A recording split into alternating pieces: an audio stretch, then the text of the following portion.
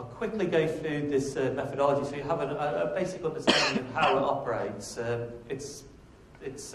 All the benchmarking methodologies are relatively similar. This methodology, the trade methodology, is a little bit more prescriptive than other methodologies. So the first stage is the terms of reference stage, the planning stage. You need to identify which area of your organisation you need to improve in. You just might know which area you need to improve in. Maybe you've got a lot of customer complaints coming in, so you know you've got to improve a particular area. Or maybe you want to take a business excellence assessment and identify that you need to improve in HR or one of your key processes.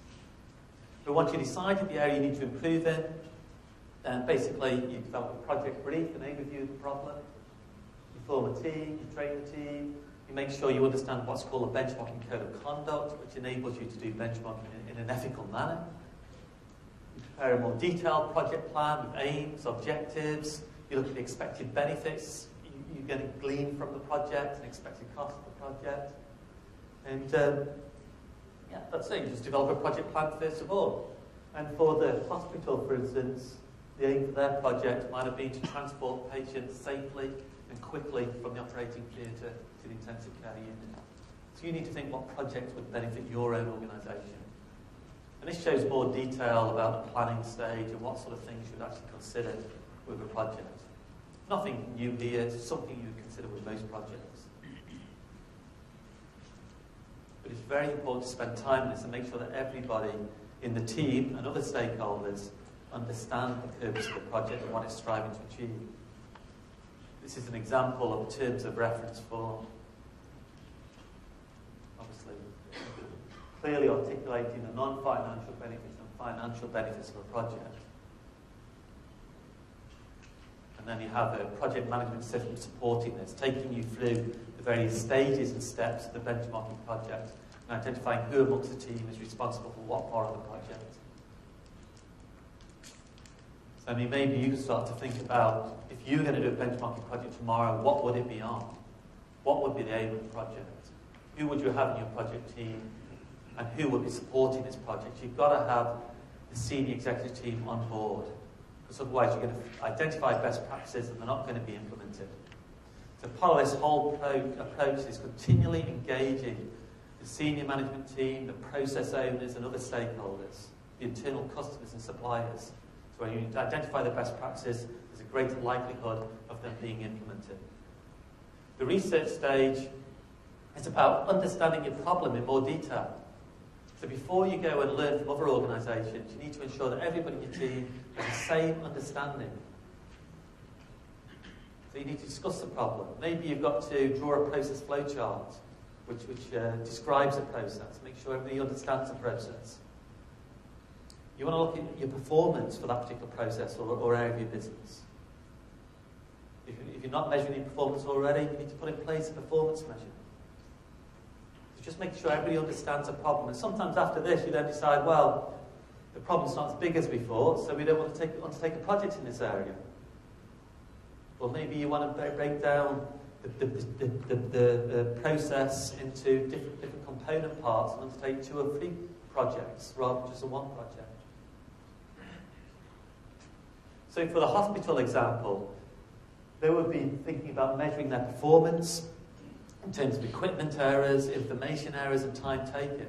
But also for the hospital, we noticed that they understood their processes because they'd identified that equipment transfer was very important for them and information transfer was very important for them. Also, obviously, the hospital really had a good understanding of its own processes because they'd identified that utilisation of space was very important. So it's key when you do a benchmarking project to break down the process. They broke down the changeover process into these components. If they hadn't broken down the benchmarking project into these components, they wouldn't have thought of learning from a dance choreographer. So you've got to break down the process, and it helps you to look outside the industry.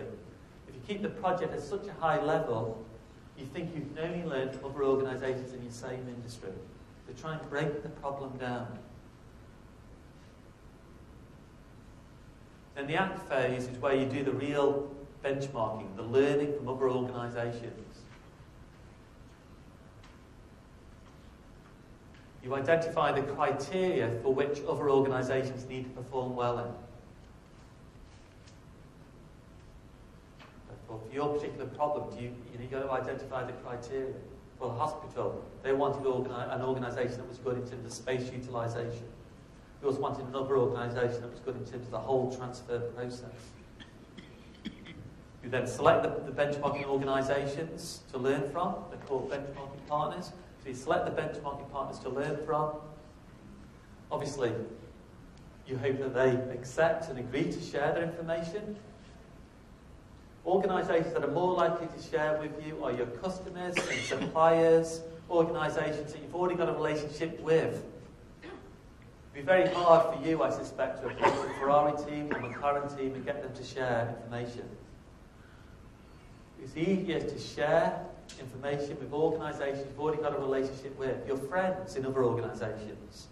This is why informal benchmarking is so important.